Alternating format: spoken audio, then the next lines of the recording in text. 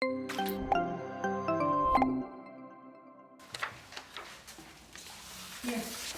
질의응답 시간을 갖도록 하겠습니다. 질의하실 분은 소속과 성명을 말씀하신 후에 질의하시기 바랍니다. 예, 질문. 네. 국회에서는 영어로 기자입니다. 대구에 코로나 관련해가지고 시장이야 전 직원들이 굉장히 애를 먹고 지금 현실 타개에 나가고 있는 입장에서 이 의료원 필요한데 현재 1의료원은 정상적으로 돌아가고 있는데 1의료원에 이제 의사 선생님들 수급 문제, 훌륭한 의사분들이 급여가 작으니까 잘 안 옵니다. 그 다음에 간호사들 이직률이 연간 한 20% 정도 되는 걸로 알고 있는데 이직을 많이 한다 하는 건 처우가 안 좋다 이런 부분이 되기 때문에 대구에 향후 1의료원, 2의료원이 되면은 의료원 자체의 어떤 보급 장비라든지 이런 건 10억, 20억 가는 그런 장비들도 있는데 그런 장비를 대구 시민들이 충분히 이용할 수 있도록 그런 장비 설치라든지 그 다음에 의료계에 종사하는 간호사나 의사들이 좋은 처우를 해가지고 일반 병원에 안 가고 오히려 1의료원이나 2의료원에 도로 근무하고 싶다 이런 환경을 만들어야 되는데 2의료원 나가기 전에 1의료원에 지금 종사하고 있는 의사나 간호사들이 만족감이 있어서 2의료원 취직하는 걸 부탁하면서 이런 홍보가 될 수 있는 이런 부분이 좀 준비가 되어야 될 것 같은데 거기에 대해서 시장이 어떻게 생각하십니까? 네, 옳으신 말씀입니다. 지금 제1의료원 대구시립의료원이 사실은 정상적으로 운영이 되지 않고 있습니다. 코로나로 인해서 그렇습니다. 사실상 지금 코로나 전담병원을 역할을 하고 있고 그리고 취약계층 의료 지원은 호스피스 병동과 정신병동 일부만 지금 운영하고 있기 때문에 사실상 코로나나 감염병 위기 상황 속에서는 지금 현재 제1의료원만을 가지고 취약계층의 공공의료 서비스 지원이라는 것이 어려운 형편이기 때문에 제2의료원의 이 건립은 반드시 필요하다는 결론이고요.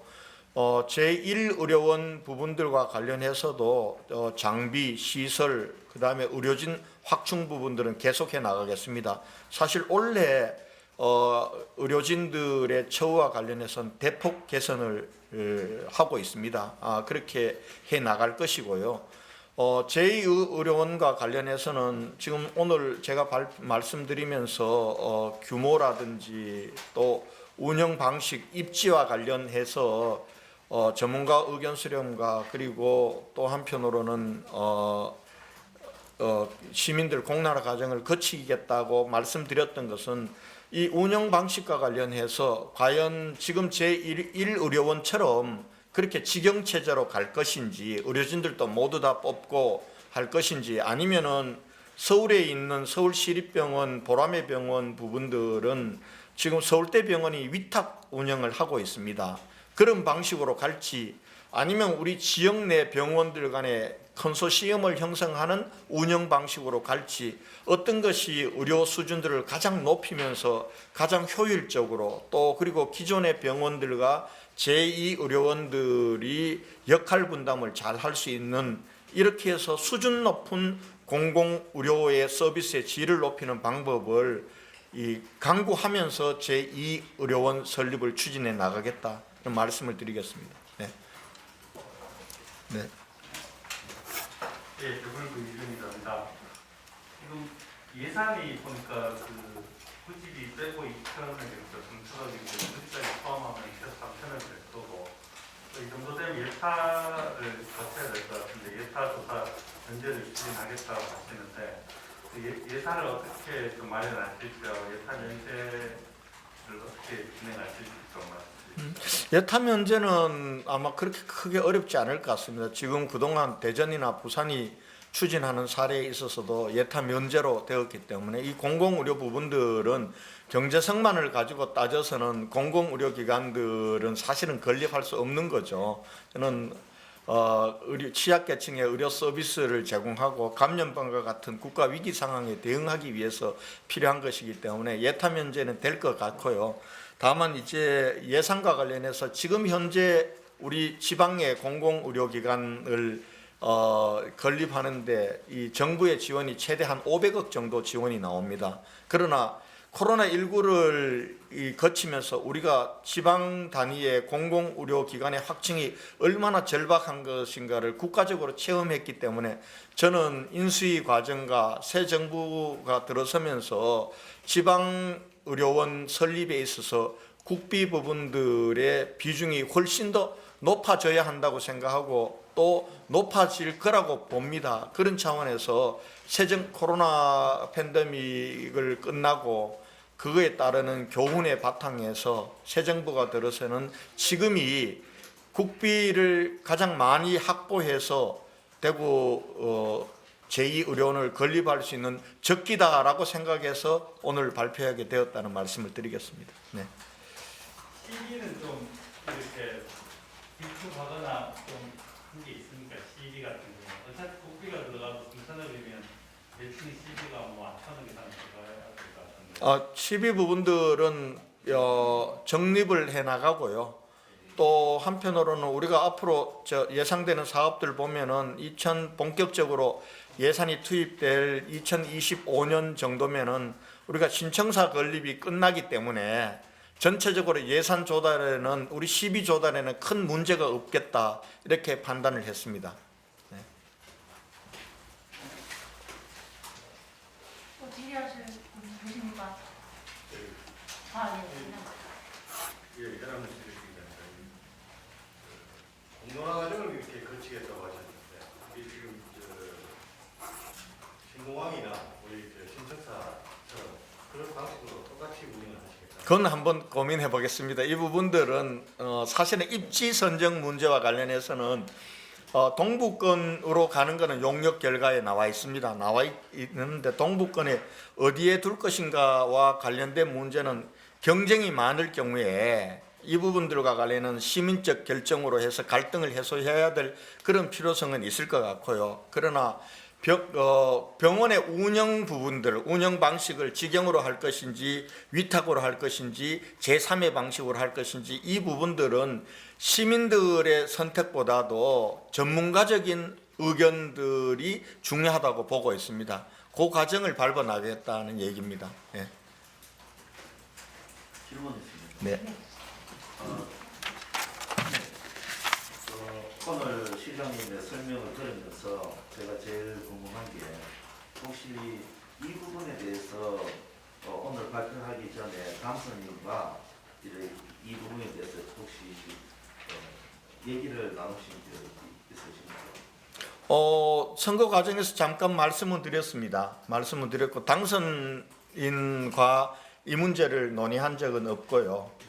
그리고 인수위에 건의는 할 생각입니다. 네.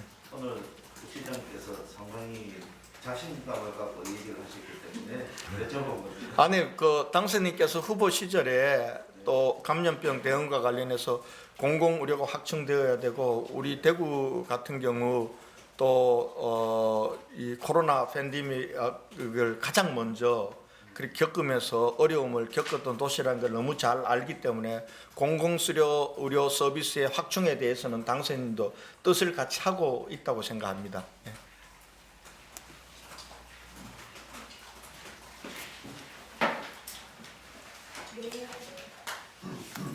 교육신문의 준비조이다라고 하는 두 가지 여쭤보고 싶은데요. 첫 번째는 지난달 용역보고회 할 당시에는 건립 결정조차 시민 공론화 과정을 거쳐서 시민들과 함께 결정하겠다. 그래서 그 부분에 대해서 설명하게 되신 배경이 있는지 궁금하고요. 두 번째는 제2대구료원이 건립이 되면은 기존에 있던 1대구료원이랑 어떻게 운영에 차별점이 있는지, 가령 무인 위주의 병원이 된다든지, 기존이 된다든지 이런 부분이 3월 9일 날 용역 결과가 나왔고 3월 9일 이후에 한 열흘간의 시간이 거쳐서 용역 결과를 여러분들께 시민들께 보고 드리는 건 당연하고요.